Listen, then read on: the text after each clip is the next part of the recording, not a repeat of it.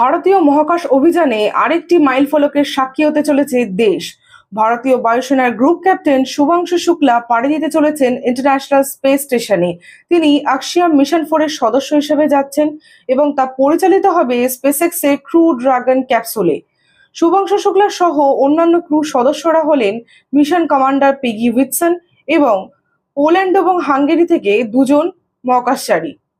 80-এর দশকের রাকেশ শর্মা প্রথম ভারতীয় হিসেবে মহাকাশে পাড়ি দিয়েছিলেন।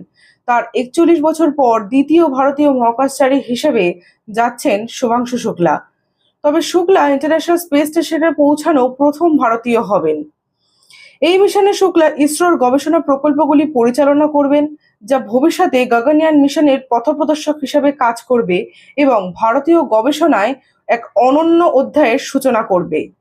আজ উৎক্ষেপণটি হওয়ার কথা থাকলেও কিছু যান্ত্রিক ত্রুটির জন্য এটিকে স্থগিত করা হয়েছে।